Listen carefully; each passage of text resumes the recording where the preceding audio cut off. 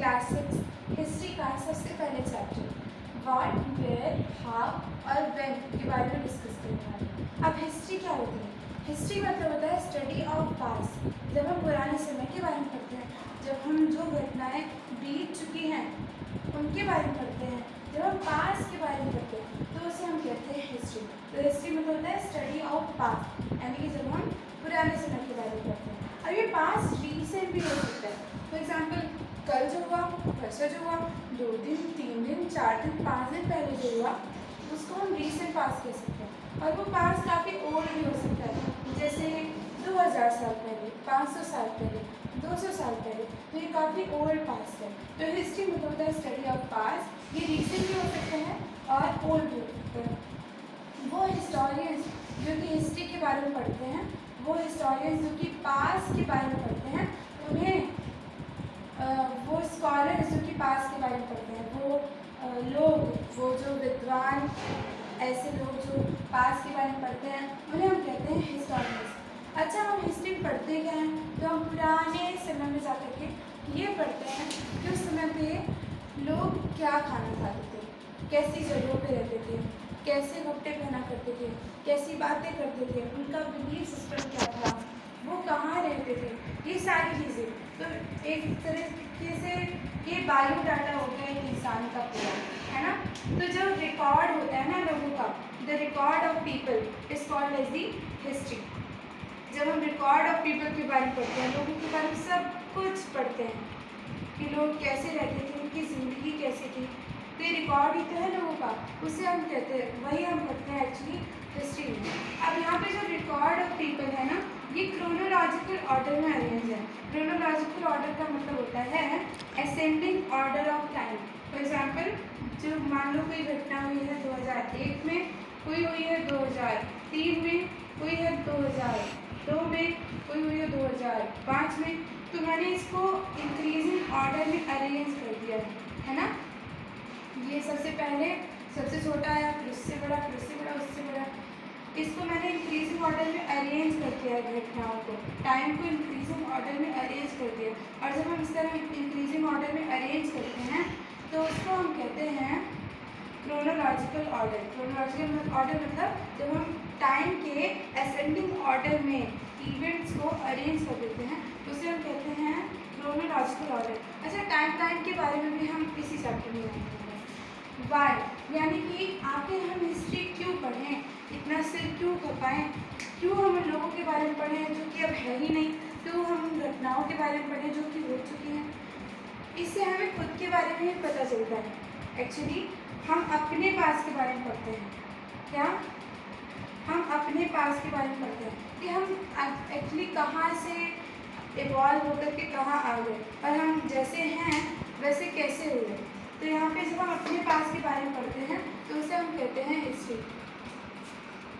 दूसरी चीज़ जो कि हम पढ़ते हैं, हम क्यों पढ़ते हैं हिस्ट्री के बारे में? पहला तो हम अपने पास के बारे में। अच्छा, जब आप कहीं देखने जाते हैं, जब आप मान लीजिए गर्मियों की छुट्टी हो रही है और आप किसी शहर में घूमने जा रहे हैं और वहाँ पे आपने कोई कल्चरल हेरिटेज देखा, तो उसके पास के बारे में भी तो जानना ज़रूरी होता है। तो एक कल्चरल हेरिटेज के बारे में भी बताता है, हमारे डेमोग्राफिक डाइवर्सिटी के बारे में बताते हैं, यानी कि वो डाइवर्सिटी जो लोगों में एग्जिस्ट कर रही है। फॉर एग्जाम्पल, कोई ऐसा है जो कि काफ़ी पुअर है, कोई ऐसा है जो कि काफ़ी रिच है।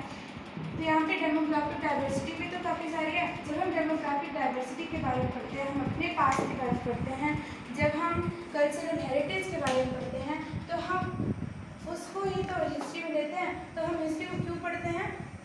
हम अपने पास्ट के बारे में जानने के लिए, हम अपने कल्चरल हेरिटेज के बारे में जानने के लिए पढ़ते हैं। हम डेमोग्राफिक डाइवर्सिटी के बारे में, यानी कि डाइवर्सिटी एग्जिस्ट कर रही है लोगों में, उसके बारे में जानने के लिए हिस्ट्री पढ़ते हैं। तो हिस्ट्री मतलब होता है स्टडी ऑफ पास्ट। जब हम पुराने समय के बारे में पढ़ें, ये रीसेंट हो सकता है और ओल्ड भी हो सकता है। वो स्कॉलर्स जो हिस्ट्री पढ़ते हैं उन्हें हम हिस्टोरियंस कहते हैं। हिस्ट्री में हम रिकॉर्ड ऑफ पीपल पढ़ते हैं, यानी पीछे जाते समय और देखते हैं कि अच्छा लोग कैसे कपड़े पहनते थे, क्या खाना खाते थे, कहाँ रहते थे, कैसी बातें करते थे, उनका बिलीफ सिस्टम क्या होता था। जब हम इन सारी चीज़ों के बारे में पढ़ते हैं तो उसे हम कहते हैं हिस्ट्री। तो एक तरीके से रिकॉर्ड है लोगों का, रिकॉर्ड है पीपल का, जो कि क्रोनोलॉजिकल ऑर्डर में अरेंज है। क्रोनोलॉजिकल ऑर्डर यानी कि increasing order, ascending order of time. अब मैंने देखा कि हम हिस्ट्री क्यों पढ़ते हैं, अपने पास्ट के बारे में जानने के लिए, अपने कल्चरल हेरिटेज के बारे में जानने के लिए, और डेमोग्राफिक डाइवर्सिटी के, यानी कि लोगों में जितनी डाइवर्सिटी है उसको जानने के लिए। अब हम जानेंगे कि आखिर इतिहास में यानी पास्ट में लोग रहते कहाँ पर थे। तो यहाँ पे आप हम इसी मैप के थ्रू एक एक पॉइंट एक एक करके सारी चीज़ें पढ़ेंगे। सबसे पहली चीज़, मतलब जो सबसे पहला पॉइंट है वो ये है आपकी नर्मदा रिवर। और कई सौ सालों तक लोग नर्मदा रिवर के बैंक पर रहा करते थे। ये जो लोग रहते थे, मतलब ये एक इंसान है, ये दूसरा, ये तीसरा, है ना, ऐसे बहुत सारे ट्राइब्स, बहुत सारे लोग नर्मदा रिवर के बैंक पे रहा करते थे। यानी कई सौ सालों तक लोग नर्मदा रिवर है ये, उसके बैंक में रहते थे, क्योंकि नर्मदा रिवर के आसपास कई सारे, देखिए ड्राइंग अच्छी है, नर्मदा रिवर के पास कई सारे फॉरेस्ट थे। लोग उसी जंगलों में जाते थे, वो अपने ज़रूरत का सामान जैसे फ्रूट्स को, वेजिटेबल्स को और काफ़ी चीज़ों को इकट्ठा करके ले आते थे और स्टोर करते थे, और साथ में हंटिंग भी किया करते थे। ठीक है, तो कई सौ सालों तक लोग नर्मदा रिवर के बैंक पे रहते थे। और ये लोग क्या कौन थे, तो ये हंटर गैदरर्स हुआ करते थे। और जो आसपास जंगल थे वो जो समय समय पर उसमें जाते, एक्चुअली उसमें रहते ही थे वो लोग। ठीक है, तो उसी जंगल से वो अपने ज़रूरत का सामान इकट्ठा भी करते और साथ में एनिमल्स की हंटिंग भी करते। तो ये जो हंटर गैदरर्स वाले लोग थे तो ये क्या करते थे। तो सबसे पहले पॉइंट समझ में आया, कई सौ सालों तक लोग नर्मदा रिवर के बैंक पे रहते थे। ये हंटर गैदरर्स हुआ करते थे, ये जंगलों में रहते थे, जंगलों से अपने ज़रूरत का सामान गैदर करते थे और हंटिंग भी क्या करते थे। अब चलिए दूसरा पॉइंट, अब हम थोड़ा इंडिया से बाहर जाते हैं। वैसे उस समय पे ये बाहर नहीं था, ये पूरा पार्ट इंडियन सब कॉन्टिनेंट ही तो माना जाता था ना। उस समय पे ये कोई बॉर्डर तो था नहीं, बहुत पुराने समय पे। तो चलिए अभी के हम इंडिया के बाहर चलते हैं। यहाँ पे पाकिस्तान में दो जगह हैं, एक है सुलेमान और एक है किर्थर हिल्स। ठीक है, सुलेमान और किर्थर हिल्स, ये है सुलेमान हिल्स और ये है किर्थर हिल्स।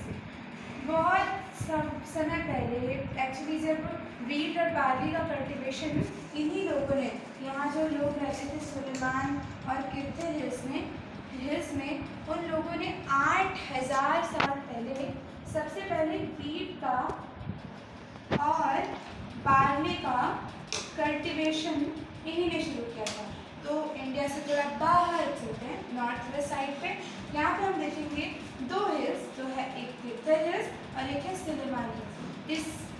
इसके आसपास वैलीज में कई सारे लोग रहते थे, जो कि 8000 साल पहले 8000 ईयर्स अगो उन्होंने वीट और बार्ली का कल्टीवेशन शुरू किया था। और उसके बाद इन्होंने ही रियरिंग भी शुरू की थी, यानी पशुओं को पालना, एनिमल्स की रियरिंग करना, एनिमल हस्बेंड्री इन्होंने शुरू किया था। यहाँ पे वो शिप्स को, गोट्स को ये पालते थे, यहाँ पे रियर करते थे। तो सबसे पहले हमने देखा नर्मदा रिवर के बैंक पे लोग रहते थे कई सौ साल तक।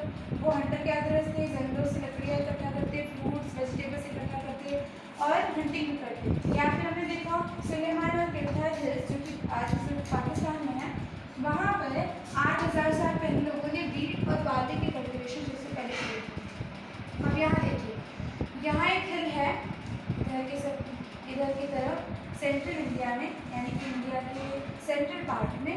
सबसे पहला है यहाँ पे विंध्या हिल्स। यहाँ में तीसरा पॉइंट आपके साथ डिस्कस करेंगे। दूसरा देखा हमने, ये पहला देखा नर्मदा रिवर वाला कि नर्मदा रिवर पे लोग रहते थे, वो कैसे रहते थे। फिर दूसरा सुलेमान और किर्थर हिल्स, जो कि वीट और बार्ली का कल्टीवेशन देखा।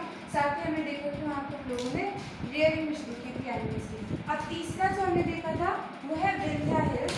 और यहाँ पे नॉर्थ ईस्ट में चले जाएं तो गारो हिल्स। यहाँ पे सबसे पहले राइस का, ये दोनों जगह जो है विंध्या हिल्स, यहाँ पे इधर विंध्या हिल्स और इधर गारो हिल्स, यहाँ पे सबसे पहले राइस का कल्टिवेशन शुरू हुआ था इंडिया में, ठीक है। तो भारत में विंध्या हिल्स और गारो हिल्स में सबसे पहले राइस का कल्टिवेशन शुरू हुआ था। ये तीसरा पॉइंट है, थर्ड पॉइंट।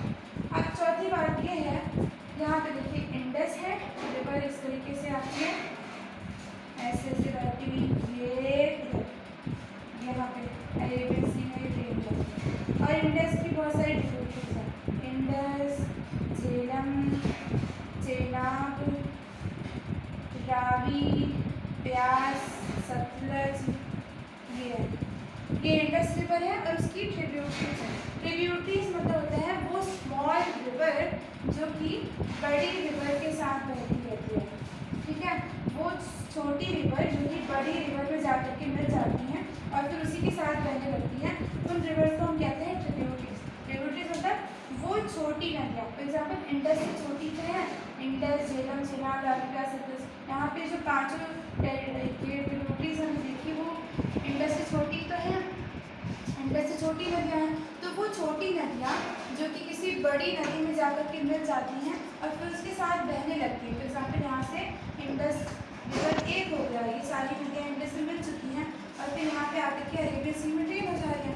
तो वो छोटी नदियाँ, ये छोटी, ये छोटी, छोटी, छोटी, छोटी, सब छोटी, तो वो छोटी नदियाँ जो कि किसी बड़ी नदी में मिल जाती है और फिर उसके साथ बहने लगती हैं, उसको हम कहते हैं ट्रिब्यूटरी।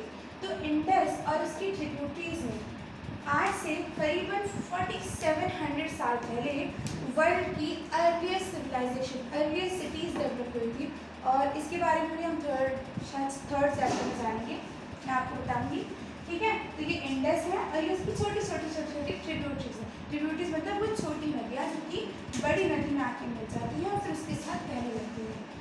तो इंडस रिवर जो है और उसकी जो ट्रिब्यूटरीज हैं, यहीं पे करीबन 4700 साल पहले, तब तो करीबन 4700 साल पहले, ये चौथा पॉइंट है ना,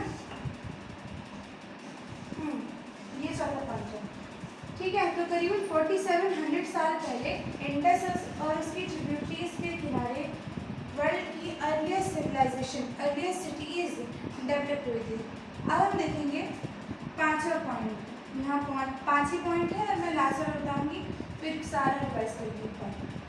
ये है गंगा रिवर, अभी सारा भूल छुपाला हो गया, कोई बात नहीं। ये गंगा रिवर है और गंगा, और फिर यहाँ पे उसकी कई सारी ट्रिब्यूटरीज हैं, मान लीजिए, है ना।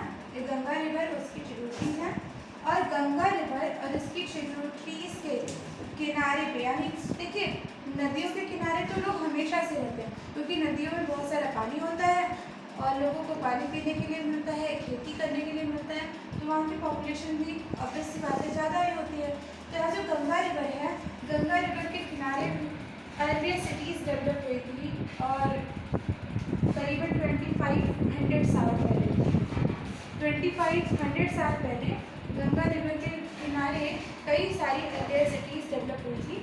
और यहाँ पे हम अच्छे यहाँ पे डिस्कस करते हैं इस बात को।